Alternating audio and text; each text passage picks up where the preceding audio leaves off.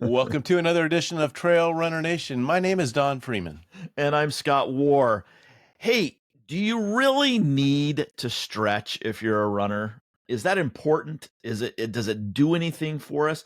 Or is it just another outdated ritual, something that your middle school gym teacher said you had to do? And how important or how much does your choice of shoe actually matter for your performance and, more importantly, injury prevention?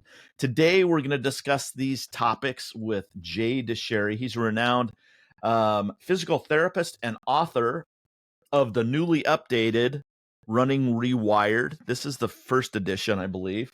I have the second edition. It must be by my bedside, but it's a great book. You need to have it. These topics we're talking about today, I don't believe are in the book, so you got to listen to this and go buy the book. But Jay's here to break down some of these myths and let us know whether stretching is important. If it is, what do we need to do? And then, most important thing that we runners do, how do we buy shoes? Where do we find the best shoes? So, Jay, thanks for joining us. Let's start with stretching. I've stretched some part of my running career, and other parts I don't stretch. What's the best thing for us to do? I love the Mythbusters episode. Let's get going. So you hit the nail on the head. A lot of us stretch because we were sort of forced to by our gym teacher way back when, right? And that just became the ethos. That's what we did. And I think it's important to take a look at what's been tradition and what's been helpful, right? And so if we're asking you to take time outside your running, it better have an effect. Okay. And so I think the reasons people stretch have been sort of multifactorial, right? Some people do it because it's sort of what they've always done. And if they don't do it, they feel guilty. Some people do it because it's a little bit of like a mental release, right? It's their time to sort of zone out and chill out and relax and kind of just feel their body a little bit. And that may be fine, right? But if you talk about just the act of elongating your soft tissues actually make you a better runner in some capacity, that's what we should talk about. Okay. So when you look at the idea of stretching, I'm going to kind of zoom out for a second and make us look at the idea behind increasing your range of motion. Okay. Is what that would be the intent, right? So if you're doing something to elongate your tissues, the idea would be, can I actually improve the range of motion I use when I walk and when I run? And this is a bit of a loaded question because increasing range of motion doesn't just come from, quote, stretching your muscles, right? And that's really important to understand. And so when I look at the better idea of what is getting mobility, right? That's a better question, right? How do I actually improve the range of motion I use? There's sort of 4 mechanisms we have to pull from or to pick from to actually improve the range of motion we use, right? And so you guys know I'm big on analogies, so I'll make a quick one here, right? So the traditional art or art form, gospel, mantra, whatever, of stretching has been focused around actually elongating our soft tissues, right? And so the quick thing is, right, you want to go to the amusement park for yourself or your kids or whatever, right? And you go up and it says, you must be this tall to ride this ride, right? Like you have to have a certain height to be allowed onto the whirly bird thing that makes you puke, right? So, they've determined that this is safe, right? And so we were told that we have to increase that height, right, to get people in a safe place. So same thing. So for running, this idea that you have to have a certain amount of tissue length to let your legs swing in front of you and behind you and underneath you and move all over the place, right? And so that's what we think about as far as tissue. When we talk about stretching, okay, I'm actually talking about this one, which is like, how long is a tissue? Is it long enough, right? And so the key thing here is, if you said I'm deficient, right? So let's say I don't have enough range of motion at my hip. I can't, my calf is too tight to allow my ankle to dorsiflex, right? Those type of things. If you truly are deficient in the tissue length, like your hip flexors have actually shortened, and some people have this because we're creatures of habit. We sit all day long, right? And most of us rarely extend our hip behind our body. And so it is possible you could have those tissues shortened over time. And if you're somebody who's in that sort of slot, okay, it would actually behoove you to lengthen your tissues. Okay, so we're saying if you don't show up with the requisite amount of hip mobility due to a soft tissue length problem, you should probably stretch at the hip or at the ankle or wherever, right? But let's define stretching. You actually need to hold a stretch, right? So we're talking about elongating soft tissue. We have to apply a sufficient dose to get the tissue to actually lengthen, right? So we talk about cells. We look at muscle cells. We break them up in these things called muscle units, right? We actually measure from it's called sarcomere length, right? Which is basically the contracting of the cell. We can measure from one end to the other end. And so numerous studies have done this, right? So you have people come in and they say, okay, here, they get an MRI scan, right? You can actually measure these things at a microscopic level, and then you can actually do a stretching intervention, and you can measure us again after a stretching intervention and say, did we actually make things longer? Okay. And so when these studies have looked at the dosage, right, we're looking for high amounts of time in stretching, right? So we're looking for 3 to 5 minutes of stretching, okay, per day, done for about 10 weeks, okay, is Wow. the dose required to actually structurally lengthen those cells. So again, going towards that ride, right? You must be this tall to ride this ride. If you want to put your body on a torture device and stretch it, okay, and yank it and rip it apart, because that's what you're doing. You're literally ripping up tissue, okay? You're damaging your body to increase its length. And if you're deficient, there's probably a role for stretching to increase that length. But here's the big but. Most people when they talk about stretching, they're doing like leg swings or like dynamic stretches, holding them for like, Right. 10 seconds, 5 seconds, 30 seconds. That's not enough of a dose to actually truly lengthen the tissue at the cellular level. Okay. So you have it. Remember, he said, you must be as tall to ride this ride. You didn't make yourself taller at all, right? All you did was tell your body to chill out, which is the next sort of mechanism, right? So to recap here so far, we've got one, some people have a tissue length problem. And if you're one of those people, you should probably put some static stretching in that dose, 3 to 5 minutes, about 4 to 6 days a week for about 10 weeks before you actually start to see soft tissue lengthen. Okay. Now, Can I interrupt you real quick? of course. How do I know if I'm one of those people? Yeah, you test yourself, right? Like, I mean, so here's the thing. People are saying, well, can you treat me? What exercise should I do? I don't know. I didn't evaluate yet, right? So, this is really simple. So if you want to look at your hips, okay, what everybody can do is while you're listening to this podcast, I want you to find a piece of carpet or something soft to get down onto, right? I'm going to have you get down on both knees, right? And then I want you to get down on a one knee. So one knee's down to the ground, the other knee's flexed up so your thigh is parallel to the floor and your shin's vertical, okay? It's called a half kneeling position. And in that position, what I want you to do, I want you to take your hands, I want you to put your thumb on the front of your pelvis, and I'll put your fingers on the backside, like your butt muscles, okay? And what you do is I want you to kind of tuck your butt underneath you. You're going to posterior tilt your pelvis, okay? And some of you, when you do this, are going to feel like, yeah, I just posterior tilt my pelvis. Like, great. Okay, fine. You don't have any tightness or restriction holding you back, okay? Some people are going to go, okay, I can move back here, but this feels a little stiff. You probably don't have to stretch your hips either. But some of you are going to get down and try and tilt, and your pelvis isn't going to move. Like you're literally going to be like stuck at that position. You actually can't tuck your pelvis under, okay? And if you can't tuck your pelvis under, something's holding you back from getting there, right? And so you're the kind of person, right? The person who actually like cannot posterior tilt their pelvis.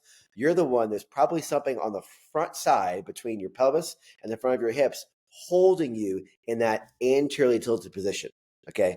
And you're the person, so that test just told you, is stretching worth your time? Yes or no? Okay, so again, if you can't tuck your pelvis under, you should open up the back. Open up the front side. Likewise for the calf, right? So if you want to just check this, classic wall stretch, you probably have seen everyone in the world do, right? Just put 2 hands on the wall and lean in, okay? And so you might want to, actually what you should do is take your phone or have a buddy take a picture of you doing this, but put the phone to the side of you. And if you can do that stretch and you actually see your ankle, right, bend about 30 degrees or so, is from the floor, right? So the angle is about 30 degrees. If you can hit that, you don't have to stretch your calves, okay? And those are the 2 biggest ones, I'd say, tissue limited. The other one would be hamstring length. But let's be honest here. Unless you're a hurdler or a steeplechaser, most of you aren't having hamstring length issues being the limiting factor of your distance running. Okay, now if you're a sprinter, there's a different discussion. Okay, because sprinting is very, very different with the loads the hamstring sees. But if you're a distance runner, tight hamstrings are 99% of the time a non-issue. Okay, and so that's our test for the ankle and for the hip. And I'll mention this too. This is the big aha moment I want everybody to hear. If you don't fail these tests, if your ankle tissue length is sufficient, if your hip length is sufficient, there isn't a single bit of research study ever been done to show that you will improve your running mechanics, your time to fatigue, your explosive power, your performance, your time, your nutrition choices, whatever, right? Like stretching, remember, Wow. is literally ripping tissue apart and lengthening it. Okay. And again, there's a time and a place if you're too short to ride the ride. But if you're not too short to ride the ride, why rip tissue? Okay. Right. So that's a really important thing. And again, like getting back to what's been the lore of running versus real science, right? There is no studies to show improvement. And in fact, there are studies to show that people who do sustain static stretching actually sometimes have a decrease in performance. And here's why. Remember, we said if you actually are short in your muscle cells, right? We want to do things to lengthen them. Okay. Well, again, stretching, when I say stretching, I'm talking about literally increasing the distance of this thing called Z line to Z line, which is kind of the ends of that sarcomere, that muscle unit, right? And so we're talking about ripping those open. And if you rip tissue, what do? You damage it, right? So if you said, I'm going to take my test tomorrow, but before I actually put my pen to the paper, I'm going to slam my head in the desk 50 times, okay, and give myself a concussion and then try and take a test, that would be stupid. Okay, like that'd be dumb, right? So that's what you're doing. Those of you who are doing static stretching pre-exercise, you're saying, let me give myself micro damage and then make my cells contract really hard over and over again and see what happens. That's not helpful. I knew it. Yeah. So if you do, okay, now let me backtrack this real quick. Something like, wait a second. Well, what if I was that person who failed the test? I do have to stretch, right? Hold on. Yes, you have to do some intervention to lengthen that. So if you're going to do that, always do it after you run. Never, ever, ever, ever static stretch. This is really important. If you do need lengthened tissue, we always static stretch post run, never pre-run, for the reasons I just mentioned. And again, like I should mention, this is like one of those things. There's one or two studies showing a problem with performance after static stretching. Is like dozens. Okay, so again, one study is cool to raise your eyes, but when you've got multiple studies showing the same thing, don't do that. Okay. So yeah, I would really hold off on static stretching pre-run. I want to bring something up about your book, Rewired, because that's one of the things that impressed me the most. You can find a situation that you might be experiencing, and you give us real tests so we can evaluate ourselves. What can we do? We have the problem, number one, and then what can we do to change it? And so you really walk us through that type of process with this book. That's why your book is unique. And there's different. photos. There's photos. Well, yeah, I mean, it's again, like people, I was laughing. I teach in the PT school here at OSU, and like I was laughing yesterday. I was like, "What's exercise?" Everybody's like, "Oh, it's raising your heart rate." I'm like, yeah, but what's it doing to your body? Like, people don't understand what happens when we quote do exercise. And so to put you in the best environment to succeed for whatever it is you're trying to do, obviously in this case, we're talking about running. I want to make sure that people understand like what effect is all this stuff having?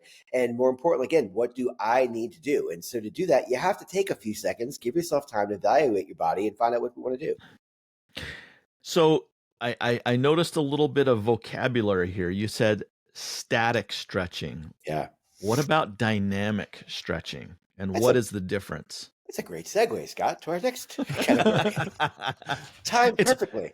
It's almost as if there was an outline that we're reading, but there's not. Oh, never. Yeah. So, okay. Next category is dynamic stretching. So let's use my example before. Let's say you're the person who, before you run, you stretch, so you feel, quote, let's say you feel tight. And again, people have perceptions of how their body moves. That's great, right? So you think I feel tight and you hold a quad stretch or a hamstring stretch or a calf stretch for 20 seconds. Okay. And you're like, oh, I feel looser. Let's talk about what just happened. What you just did you gave your body a dose of elongation on a tissue, right? You lengthen those tissues for about 20 seconds, 10 seconds, 30 seconds, 45 seconds, a minute. Okay. That dosage was not enough to actually rip the muscle cell and lengthen the distance from end to end. So you didn't actually statically stretch, right? Or make those tissues longer. What you did do though, you have these circuits that are muscles, and they're there for safety, okay, called your Golgi tendon unit and your muscle spindle. And those units are kind of in balance all the time to say, hey, is this muscle putting out enough force or is it putting out too much force? And how are we going to regulate tone, like resting amount of tension in the muscle, okay? And so when you do shorter stretches in that 10, 20, 30, 40 seconds, again, even up to a minute range, right, where you're like, oh, I feel looser after, you did not actually make anything, quote, longer. All you did was tell your nervous system, hey, we should probably chill out. Golgi tendon and muscle spindle organs talk to each other and say, hey, let's relax. No, you relax. Let's relax. No, you relax, right? And they kind of dumb down their regulation of tone. And so you have access to your peak range of motion much easier. You feel more fluid. You feel more dynamic. You feel more mobile. And this type of stretching, again, I don't call this, quote, stretching, but I call it dynamic movement, okay, is great to do before exercise, right? Because you're not really, again, your dosage is enough to hurt anything. And in fact, your nervous system's going, all right, let's like reestablish where we are, get our body ready to move safely and kind of chill out our tone, right? That resting tension in the muscle belly to help us move more smoothly and more efficient. And there are some studies to show that dynamic mobility work before exercise is actually great, right? To improve coordination and control. So if we say static stretching, not everybody, but dynamic stretching, that's actually probably worth your time. Give us an example of a dynamic stretch that we can do before we run. For sure. So let's talk about a better way to do this, right? So instead of actually just doing a static, stretch to open up our hip flexors, what you can probably do is drop down into a lunge, right? A nice deep lunge, right? So sink that knee really far forward, really let that back leg straighten, right? So a dynamic lunge is a great way to what? Open up the hip back behind you and do maybe 5-10 reps, okay? Super simple. Done. Okay. If you're doing a calf stretch, right? So instead of leaning into the wall and holding it for 5 minutes, go back and forth. Maybe hold for 10 seconds, come off, hold for 10 seconds, come off, hold for 10, done, right? All you're trying to do is, again, chill out that resting tone in the muscle belly. Leg swings are another one, right? Just stand on one leg and swing the leg back and forth keep your leg straight, right? Like a big pendulum back and forth. Mm-hmm. That's something, just open your body up. So, any type of motion you move, and you're like, oh, this feels good. Like, let's keep it real simple, right? It should feel good. So if there's some type of, thing you like to do, it's great. I mean, you can look up world's greatest stretch, all these like twisting variations of lunges, but there's lots of things out there. But getting your body to move in multiple planes for, let's say, 5 minutes before you run is a great idea. Can we talk about dynamic stretching and the word or the movement of bouncing and ballistic type? Let's warn against that about somebody showing up and doing Jay's dynamic stretch and they're out there bouncing around.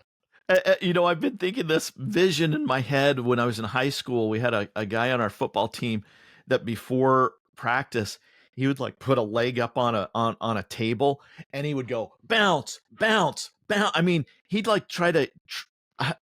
I think he was actually trying to tear his muscles. Anyway, go ahead, Jay.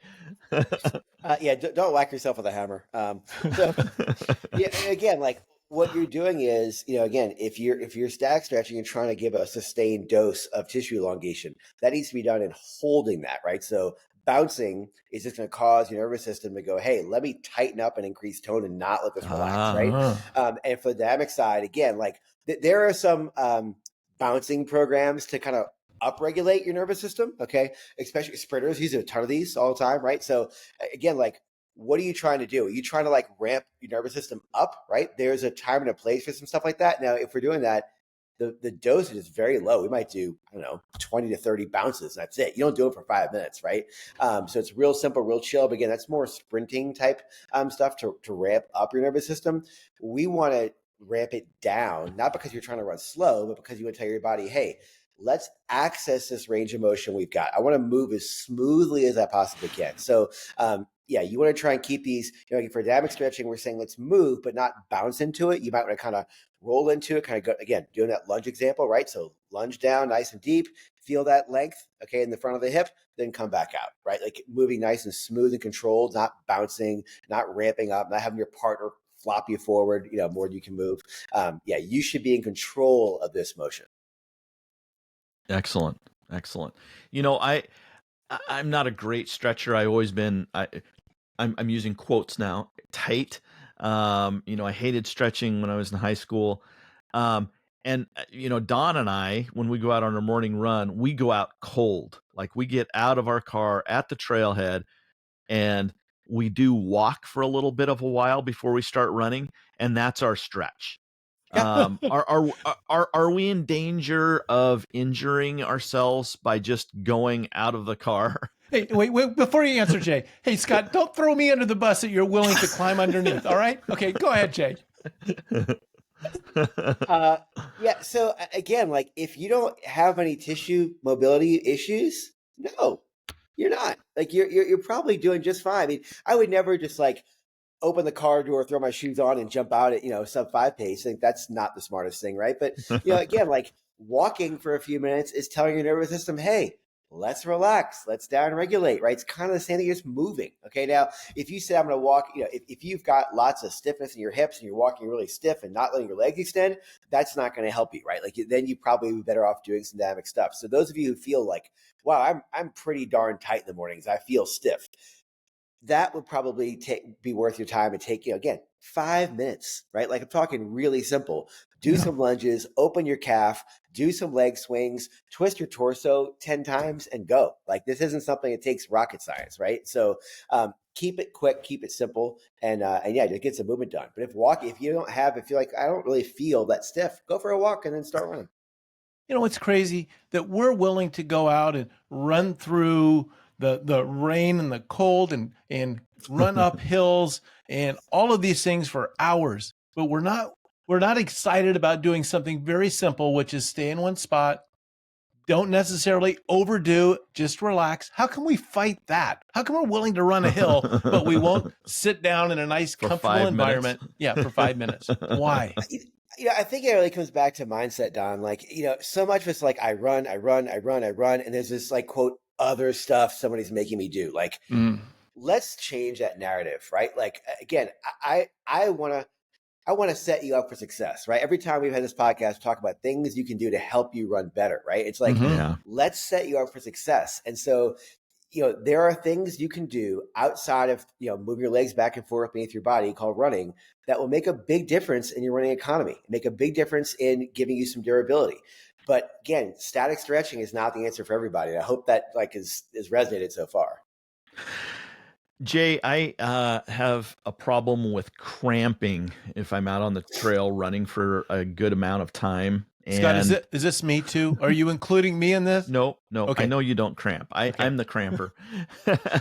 And is stretching a good solution when you start to get a cramp? If your hamstring just tightens up, should I start doing some either dynamic stretching, some static stretching? Does that help alleviate that cramp? All right, you asked me a really loaded question. Here we go.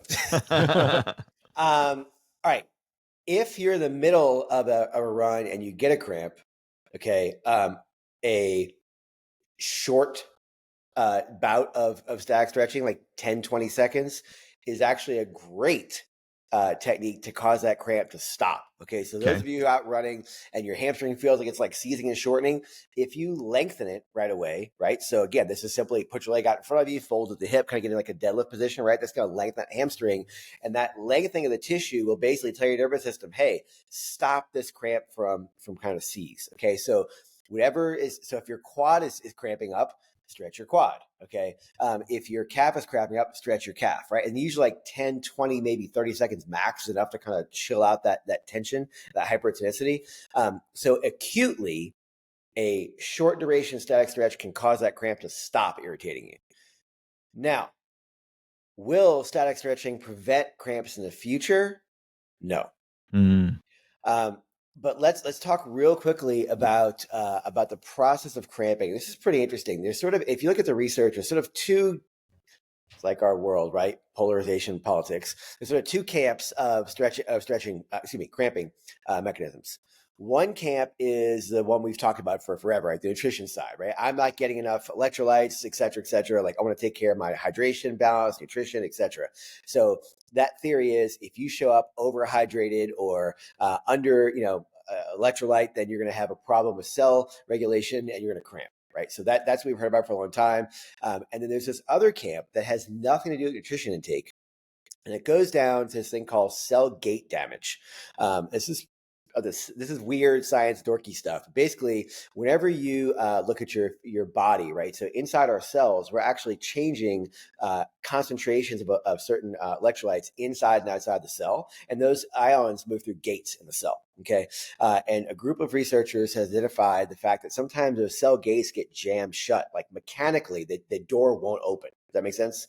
If the door won't open, then that cell can't regulate that ion exchange back and forth, and it tends to either get oversaturated or undersaturated inside or outside, which causes the muscle to twitch and lock up. Okay. And remember, this is interesting. This is actually a physical damage problem, not a I need to drink more water or take another, eat another banana type problem. And so the working theory on some of this is that doing some sort of soft tissue maintenance probably is somewhat good to keep tissue supple and mobile. And so this gets into like your foam rolling, your massage gun type stuff, right? So that may have a protective effect on keeping those cells mechanically mobile, which help those cells kind of elongate and move, which helps that literally unlock the door. If that makes sense. So stretching wouldn't do that, right? But that soft tissue stuff that I think a lot of people listening participate in might have a protective effect. And I don't think this is worth you doing an hour massage every day. I do not. Okay, but there's probably some evidence that doing some soft tissue mobility work a few times a week for again 5 to 8 minutes is probably worth your time. Should I be taking my Theragun on my run, and when I cramp up, take that Theragun out, or let's say it's just a tennis ball and use that? Is that a way to alleviate the cramp and I think if it's a open group the run, doors? if it's a group run, at least one person should carry the Theragun at all times. That way, as you're going around, you can just shoot each other with the Theragun. I don't think we need to do that, right? This is again like something you either do pre-run or post-run, right? Okay. As a tissue maintenance thing. But no, you don't need to do stuff while you're actually out there. So that's I've got a question. As we're all distance runners, and we can find that distance however you want, but as we're running, what are some of the consequences of being a long-term distance runner? What are the things that we're going to get? Do we get shortened muscles because of just the repetition that we do, routine slogging over and over? What are some of the risks of being a distance runner? I think the risks of becoming a distance runner are hyper specialization, that you do one thing over and over again and you get better at that and worse at everything else. The unfortunate consequence is the worse at everything else problem isn't just about other sport. It's very much about your running. So let's break this down. We've talked before in podcasts that running is very very linear, right? It's very repetitive, and so your body sees a certain type of stress over and over again. It doesn't see other types of stress near as much, and so a lot of people listening are probably masters runners. We're all in that masters category ourselves, right? And so running is while it's lots of load applied for step after step, it's not enough load applied in the right intensity to actually improve muscle mass, right? So you absolutely must dedicate some time to actually maintain and even build muscle mass, right? Because as we age, we lose muscle mass. And I know some of you are like, I don't want to look bulky. You're not going to, okay, for two reasons. One is your dosage of running is taking up a bunch of calories that your body would use to try and get jacked, okay? And the second thing is that the dosage that when you do the amount of work you do in the gym is not near enough to actually cause like a ton of hypertrophy, which is growing, right? It's more focused on building that strength, which is using the strength, using your muscles versus trying to grow them. So I think one of them is that, right? So you want to maintain muscle mass. The other one is bone density, right? So we all want to have nice, strong bones throughout our life, not just when we're younger. And and running is not enough of a stress to actually build bone density, right? So we have to make sure we do some things like lift heavy things, like do some plyos, actually help upregulate and build that tendency for bone health. And then you get into the skill aspect as well, right? So remember we said we're doing kind of the same thing over and over again. While we're running forward, you do have lots of rotational lateral stresses hitting our body, right? So when we look at strength work, that's why I don't just have people do squats and deadlifts, because those are more kind of linear type lifts, right? You have to do some things to control rotation of your hip, to steer your foot and ankle, to control your torso and your pelvis, right? So those are really, really critical that you throw those in to, again, maintain like overall health, and make sure that the system you're showing up with, your body, right, to run is ready to deal with the loads that we see we run, especially trail running, right? Because things are a little bit more dynamic and it's not so linear. It's important to make sure, that you don't fatigue and break down your form as much. So, postural endurance is a huge thing too, right? So it's all these little things we have to do to make sure that we're covering the bases, to make sure that we show up ready for all the rigors that we're going to see. Because like you said, we want to go out and run for hours on end. And so just running won't prepare you to do that. Jay, I need a definition, a dictionary definition of something that you're very passionate about, and that's mobility. You invented the mobility board, or the MOBO board, which we have on our deals page, where you can go and check that out. It helps with mobility. How does mobility differ from flexibility? So this is slot number 3. Oh, Scott, boy, I am just teeing them up for you, Jay. I'm pretty sure you guys have a page I didn't get. Go ahead. So, all right, remember he said slot 1 is tissue length, right? Yep. Slot 2 is more that dynamic mobility or dynamic stretching, right? Now, slot 3 would be more that, more the mobility effect, the proprioceptive effect. Okay, so this is the person who you look at, where am I in space? Okay. So to figure out where we are in space, we have a number of tissues in our body, right? We have somatosensory involvement. I can feel the ground. Okay. I've got skin, right? You have regulators in your skin that tell your skin, is it stretch or is it supple, right? Those signals in our muscles that tell us where we are too, right? So lots of different, we have redundancy in our nervous system to tell us like where we are in space, right? This is why when you're running, you don't have to look down at your foot every step and go, gee, am I on the ground or not? Is my ankle in or out? Like you can just feel this reflexively by itself, right? It's not hard. And so when these systems are working normally, they work great, right? And so this is definition of mobility. It's how much I can move under active control, right? So the opposite of mobility is, let me lie on my back and have my partner take my leg and bend my leg up passively for me, right? And looking towards that end range limit, right? It's like, I'm not in control anymore. Okay. And so there are certain sports like gymnastics, okay, where end range mobility is super, super critical, right? Because you have to get these crazy contorted positions. That kind of stuff is not helpful at all for running. Okay. For running, we look at mobility as, can you control every degree of motion that you've got? Okay. So let's make this really simple. Some of you have probably gone to yoga class at some point in your life. Okay. And so if you stand up like nice and straight and you take an arm and you reach all the way overhead and you put your arm all the way back down, you're looking at how much range of motion your shoulder can get into, all the way up, all the way down. And you should be able to move your shoulder all the way up and all the way down without arching your back to get your hand up over your head, right? It should be very much from your shoulder. Okay. And so that's a great way to look at, again, do I have enough range of motion? Okay. I have a list of like things people should be able to do. One of them is you should be able to raise your arm above your head without cheating your spine position. Real simple. Okay. So some people say, you know what, my shoulder's stiff, I'm going to go to yoga. Okay. And I have nothing against yoga in general. I just want people to understand what's happening. When you get in a down dog position in yoga, okay, you're putting your hands you're starting in a kind of a high plank, right? Kind of push up position, and you're gliding your hips back to get your arms up over your head. So what you're doing is you're using gravity, right, to help kind of push your arm overhead. And that's might be very helpful for improving tissue length. But in teaching you to control and stabilize into that length, gravity at that point is actually helping you get your arm overhead, not having you work to stabilize and hold that position very well. So again, nothing against yoga. Those of you who do yoga say, hey, he's faster out in yoga. I'm not, okay? But I'm saying in that position, gravity is actually helping you get the range. Okay. So if you have a soft tissue legs problem, that might be a great way to stretch and open up some tissues. Either you can do it statically, like we talked about, or dynamically, either one. Okay. It's a great technique.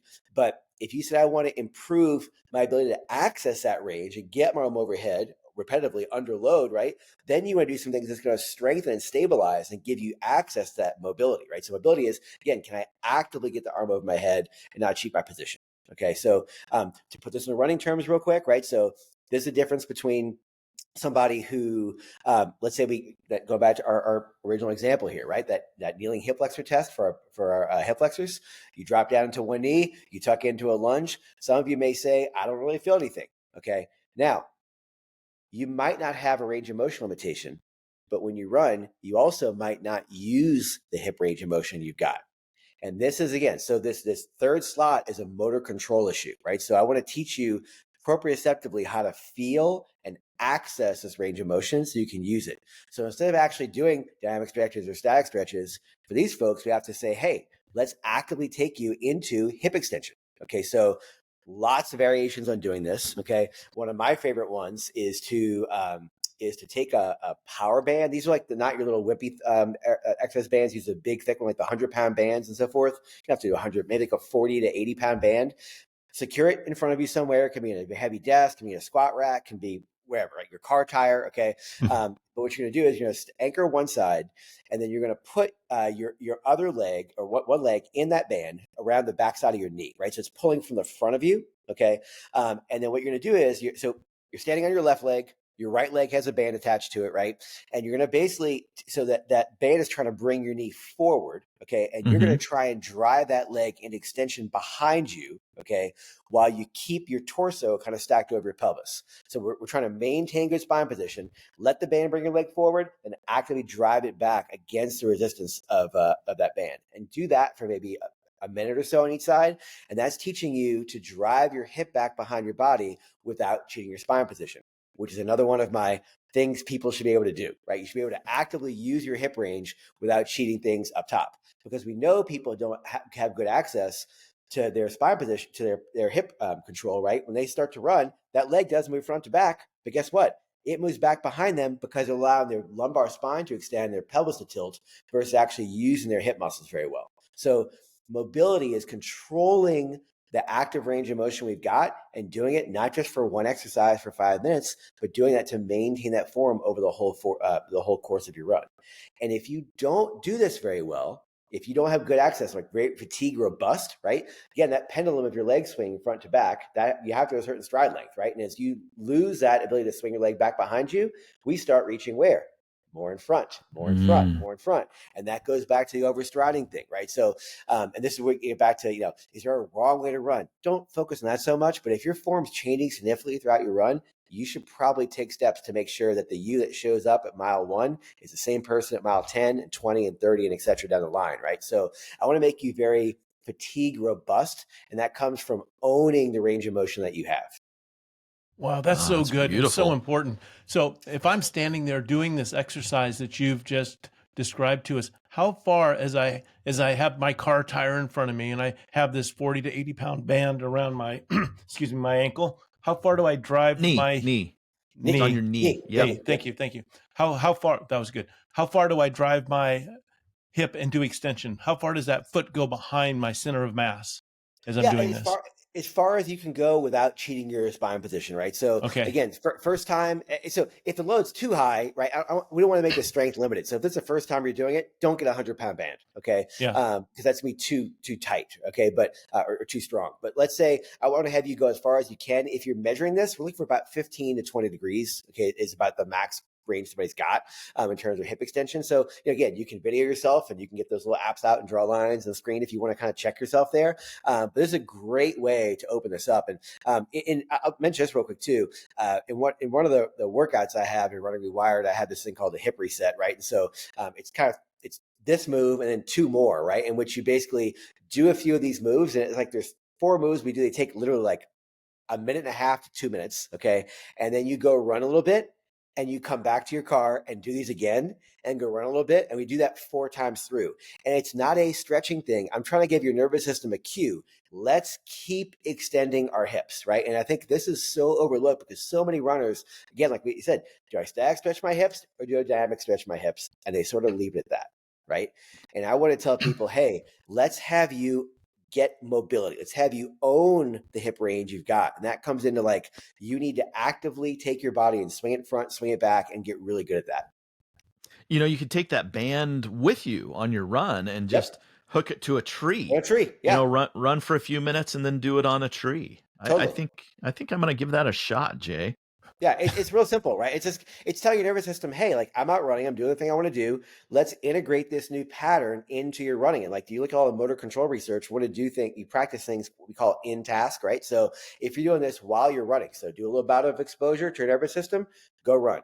Keep doing that over and over again. And your nervous system's like, oh, I can integrate this really nicely, and then you maintain it, right? That's the thing. It's like, look, if you do a good job of doing these things and building a good foundation, years from now, you're not coming back to these basic things every day, right? You're layering up. That makes sense. Like, I think enough people don't give themselves time to just nail the fundamental aspect of do I have a range of motion in my hip? And then can I own the motion, right? If you spend time on that, you never have to go back and static stretch again. Like nobody needs to static stretch the rest of their life, right? You do it to fix a problem and you move on. Right. And then like the same thing for this kind of idea behind mobility, you own the motion and then you keep it up with doing some loaded movements, right? Like this little thing we're talking about, the leg swing, that becomes, hip thrust. We load those motions going forward. You never have to worry about this stuff again. So it's all about layering up and building a good foundation. Now, I know we talked about shoes as being part of the topic, but before we go there, I want to discuss the limited motion from muscle shortness or tightness versus joint capsule itself. What if discuss that? I see you shaking your head. I'll quit talking and I'll start listening. No, it's a perfect time. So this is category 4, right? This is the final category, the final frontier. So sometimes some of you may have said, hey, this isn't working, right? From the static side or the dynamic side, when I try and stretch, instead of actually feeling something nice and elongate and relax and lengthen, I actually feel things bind. Okay, so my analogy for this is you're trying to open the door and shut the door, and instead of that door opening and then shutting, you try and shut it, and they're like the door jam stuck in there. It just won't close. Okay, something inside that door is not letting the hinges shut all the way. So if you're somebody who's tried to do a calf stretch, okay, and instead of feeling the calf open and lengthen the back of the calf, you feel tightness or binding in front of your joint, okay? So again, the front side between your foot and your shin, that's a sign the joint isn't rolling and gliding. If you're trying to do that stretch we talked about for the hip and you feel kind of sharp, like lock, it's like this thing will not move deep and kind of very focal in the hip. That's an issue with that ball not rolling and gliding in the hip very well. Okay. Those of you who've had patellofemoral problems, right? You're trying to extend the knee and you can't like fully straighten. And most people should have a few to maybe 7 degrees of hyperextension of the knee when you straighten your leg and you can't get there. That's a sign the joint is not rolling and gliding. Now for these, there's certainly some tricks we can do and teach people for sure, but for the most part, you may need to actually go see a physio to get some help with these because those blocks, we call the fancy word for this is called arthrokinematic block. It means the joint is not rolling and gliding the way it should be, and you need some hands-on stuff to help you figure out like where is that block and how can we actually get those joints to roll and glide. And the cool thing is, this is not related to tissue length. It's not related to motor control. It's related just to bony surfaces gliding on each other. And when you do targeted interventions to restore these, usually it's like within 1 or 2 or 3 sessions, like you're fine, right? So, wow. And this is not something you do forever. This is something that's a short term, like, again, let's do these for, again, a few sessions and see what happens. Yeah, there's some amazing changes that can happen opening up a joint. I was a chiropractor, and so I did some joint opening, and that rolling back and forth that you're talking about, that mobilization can happen instantly, and people can experience that walking in the room and walking out. They can see that kind of difference. Sometimes it's a mobility problem. Sometimes it could be an arthritic problem. There's no amount of manipulation or mobilization can help, but you should try it. You should have somebody experienced, evaluate it, and determine to the best of their ability, is this something that we can fix with some physio or some chiro or something? Or do we have a problem where we need to get some imaging and see if X-ray or an MRI to find maybe the block in the problem is beyond something physical we can do? Totally. So can I give a quick recap here? So let's use Yeah, an well, example of the hip flexor test, right? So if you made it this far from the podcast, thank you for listening. So if you jump into that half kneeling lunge stretch, right, and you kind of say, hey, can I tuck my pelvis under, right? So if you're like, hey, I can't move my pelvis, it's like it's too tight, I can't even tuck back. You're probably somebody who would benefit from doing a block of static stretching for, let's say a few months, right, to increase that length. If you're somebody who you do that same test and you're like, okay, I can get there, but I feel kind of stiff, but I can do this, you're probably somebody who would benefit from some dynamic stretching, okay, to help you kind of access the range you've got pre-run. Okay. If you do the same test, you're like, I feel nothing. Okay. Doing static stretching, not needed.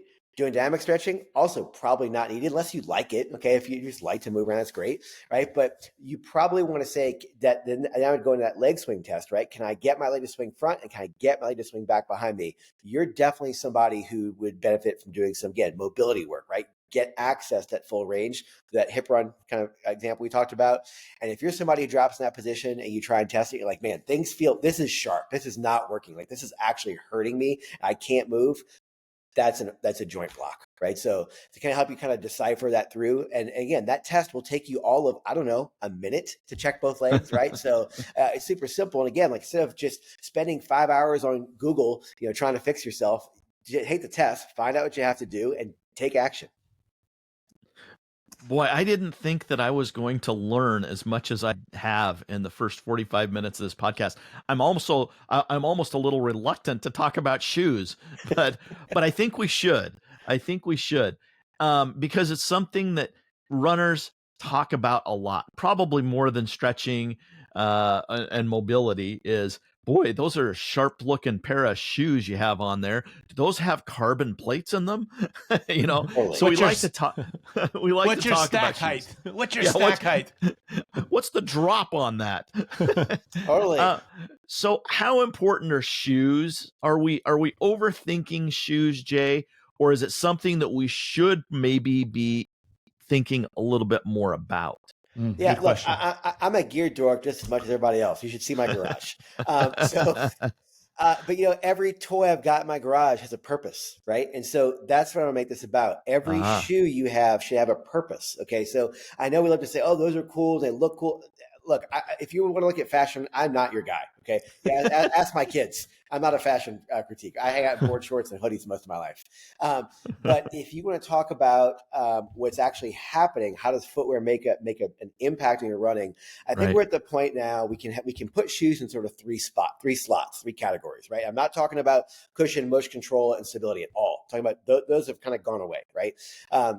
So what we're talking about is what is the shoe doing for you or doing to you? Okay, so I'm going to start at the low side here, and we'll work our way up to the sexy stuff. Okay. So there's this thing called Wolff's Law, which basically says your body adapts to demands that it sees. Okay, so if you lived in a society where no one ever wore shoes, like shoes didn't exist, we couldn't have this part of the podcast because we'd say, hey, how do you cut your toenails, Scott? How do you cut your toenails, Don? Like that's all we're talking about. There's no shoes that exist. Okay, your body would be required to move a lot at the ankle and a lot at the ball of the foot, right? Because as we walk and run, we have to roll at our ankle, we roll through the ball of our foot, and we'd have to get really good sensation from our feet because our skin be touching the ground all the time, right? We have good dexterity. So example, it's much easier to tie your shoes with bare hands than it is with gloves on, right? Because you lack that sensation, right? So our nervous system, we get lots of input. And by seeing lots of contact and lots of excursion as we walk and run, our muscles would get lengthened and we get strengthened and we have a really good foundation. Okay, now I'm saying all this to say when you're in a minimal shoe, I'm not talking about a high cushion shoe. I'm talking about like a zero drop, zero cushion shoe. Your body gets a lot of stress and strain. And so the tissues in your foot and ankle are, again, exposed to things more often. And so they're going to do things like adapt in a positive way. Over time, there's been a few research studies that have shown you will actually build up better bone density and better muscle strength and better tendon rigidity by being in a, quote, minimal shoe. This is for walking and for some running. Okay. And I strongly believe everyone should have a sort of minimal shoe in their quiver, just like you have a putter and a driver in golf, right? Again, what's the purpose of that shoe? Mm-hmm. You should have one of those shoes in there. And for most of you listening, you can go out and walk around as much as you want to in these shoes, no problem. If you've never had a pair of these, don't go run 10 miles day one, because you're probably used to being in a higher drop shoe and your calves are going to kill you and you're going to hate me and everybody else. So, work your way into these, but you should have a minimal shoe in your quiver for some point, right? And again, some point may be 50% of your running volume. For some people, it might be for just walking around for other people. That's fine. Okay. But build some tissue resilience.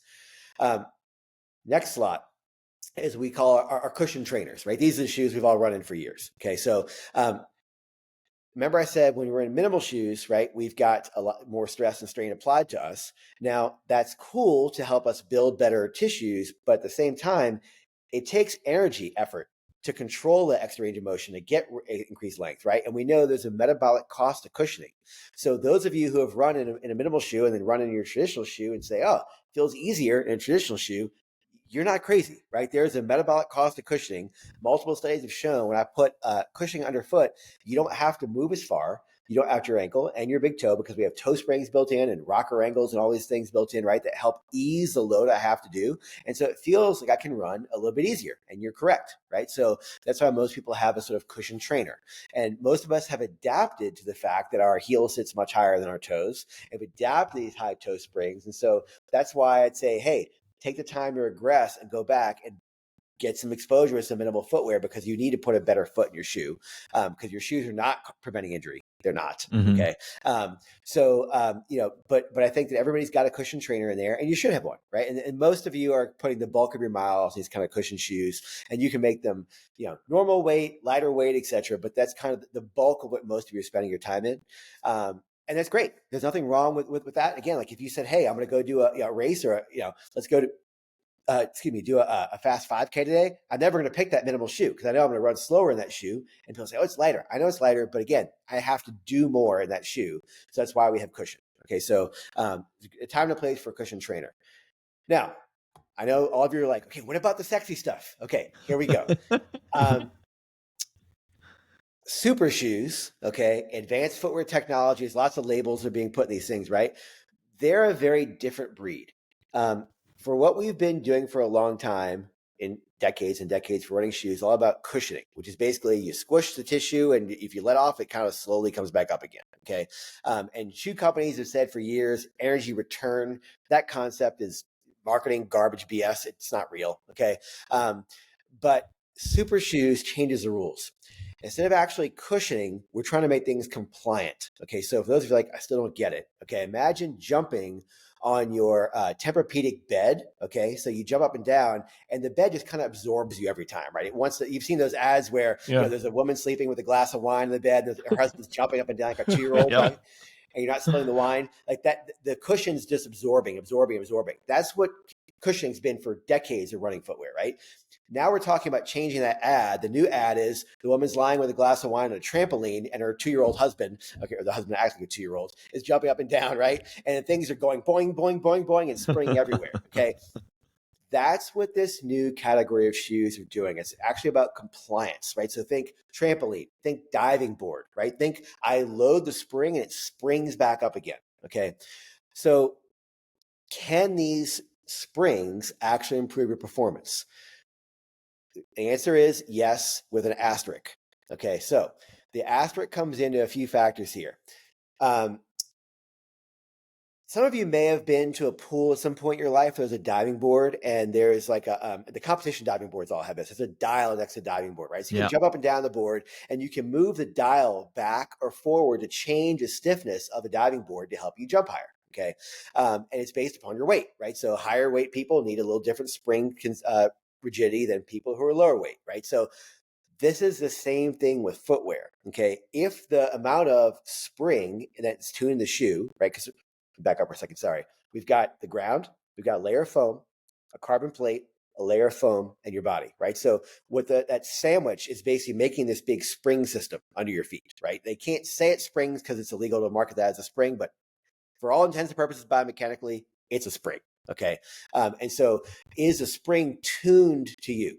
So the Vaporfly and all these kind of, kind of the go-to shoe for most of the elites is tuned for people who are in that about, let's say, 105 to about 145 pound weight range, running really fast. That's a key thing. So shorter ground contact times, higher impulse per step, right? It's tuned for those people because we tune the diving board to work for them. Okay, now, if you're a lot heavier or a lot lighter or running a lot slower, the where you fall in that range isn't perfect. So I'm not saying you're not going to get, any benefit, but will you get that full 4% benefit, right? That the marketing says, right? You probably get less. Okay. Some of you may be getting 3%. Some of you may be getting 0.1%, right? So, and it's not just all about speed and weight. There's actually a few people who have been classified as quote non-responders, right? So even though you're in the target weight range, they don't have as much of an effect as they do for the quote average person. There's a lot of stuff we can drill down into and have probably a 2-hour podcast talk on this, but it has to do with like muscle physiology and tight protein concentration, a bunch of things that relate back to stiffness of the system, right? Which I think is that shoe tuned in the right way. And we don't really know how to quantify those yet, but they're out there, right? So the idea is if the shoe's tuned for you, it does have a performance advantage. The thing I would call, and something like, okay, cool, so I should buy these. Okay. The thing I want to caution everybody about, the industry itself will tell you that, oh, it's great because look at the shoe. It's got this nice big curve underfoot and you load it and it springs you forward. Okay. It does if you come in nice and clean on your landing for every step, it will explode, you load it and explode you forward. But if you come in a little bit wonky in terms of lateral stability or rotational stability, it'll spring you back in any direction you came out. Right. So again, pretend you're on the diving board and you jump up nice up and down straight. That diving board springs you up and down just like you want beautifully. But if you come in and leaning a little bit to one side, diving board is going to buck you back in that same direction. Right.